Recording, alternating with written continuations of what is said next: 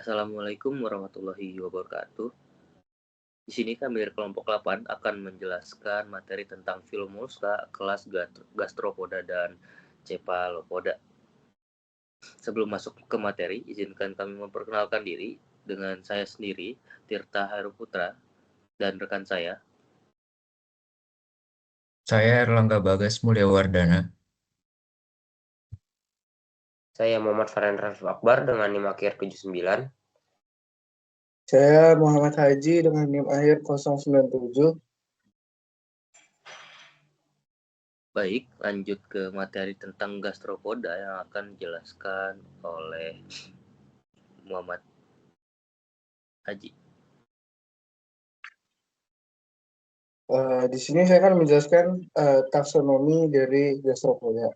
Klasifikasi gastropoda fosil utama itu didasarkan pada morfologi cangkang dan struktur internal seperti peristome dan protokons. Nah, kelas gastropoda ini terbagi menjadi 3 subkelas penting. Yang pertama itu Prosobranchia yang memiliki ciri utama insang terletak di depan jantung dan ini kebanyakan di siput laut. Subkelas ini juga mengalami torsi atau pemutaran organ visceral yang menghasilkan sistem saraf berbentuk angka 8.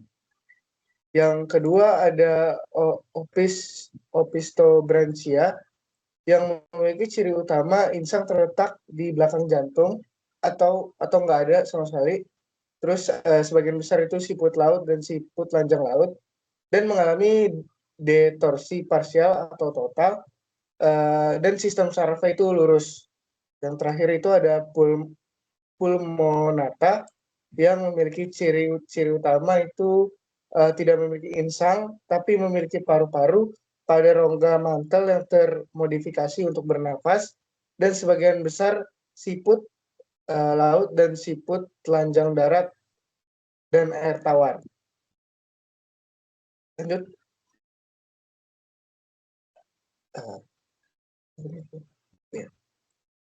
Yang selanjutnya adalah karakteristik dan morfologi. Fosil ini utamanya didasarkan pada morfologi cangkang dan struktur internal seperti peristome dan protons. Nah, karakter fosil ini univalve atau tunggal dan umumnya konispiral atau berpilik kerucut akibat proses torsi. Ciri diagnostiknya adalah arah pilihan dekstral atau sinistral.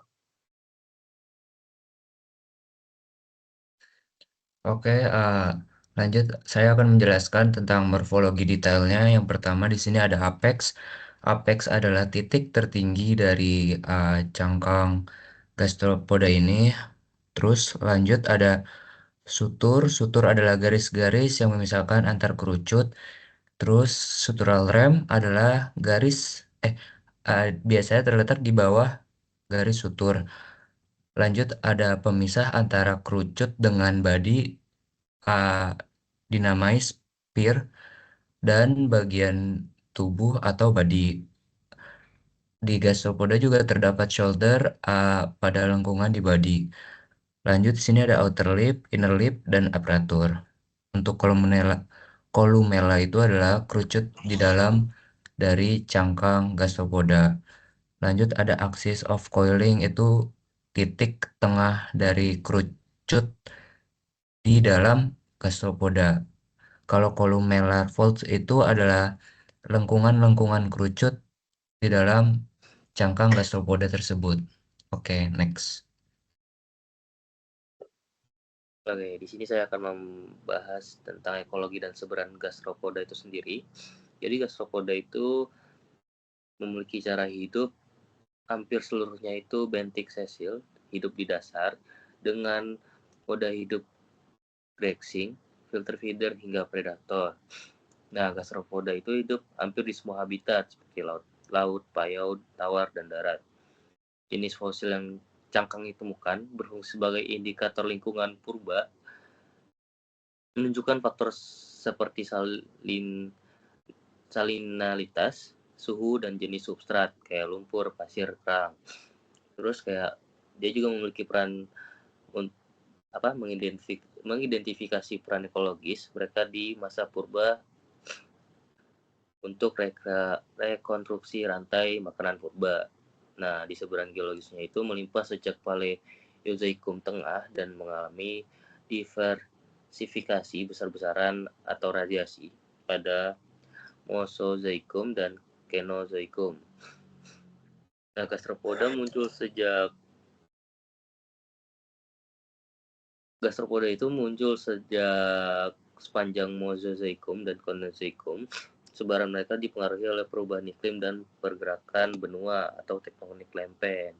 Terus fosil ini juga penting untuk biostratigrafi dan paleogeografi.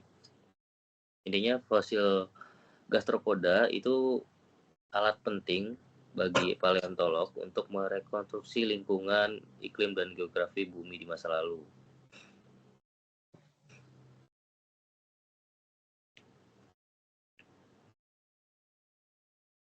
Lanjut, di sini ada materi tentang cephalopoda yang akan dijelaskan oleh Muhammad Farhan Rafiq Akbar.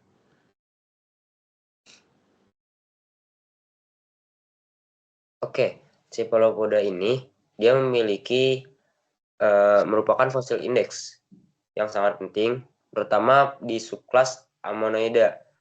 Nah, karena laju evolusinya ini dia cepat.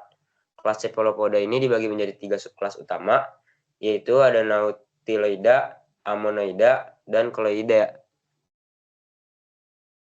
Untuk karakteristik dan morfologi,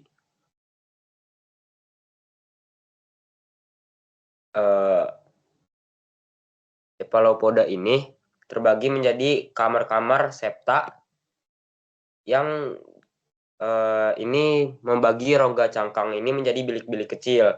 Morfologi ini sangat bergantung pada kelompoknya. Biasanya untuk di Nautilus itu cangkangnya eksternal dengan lapisan tipis yang membagi ruang cangkangnya. Sementara di Ammonoid ini cangkangnya lebih kompleks yang memainkan peran di kedalaman perairan. Nah, untuk garis jahitan suture line, dia bertemu septum dengan dinding cangkangnya, di mana pola garis ini tidak terlihat pada permukaan luar cangkang, tetapi dapat dilihat pada cetakan internal fosil atau setelah cangkang luar dihilangkan. Selanjutnya akan dijelaskan oleh teman saya. Baik, selanjutnya merupakan morfologi detail dari kelas cephalopoda, yaitu bisa kita lihat bersama dalam gambar. Terdapat tentakel dan juga head yang berada di luar.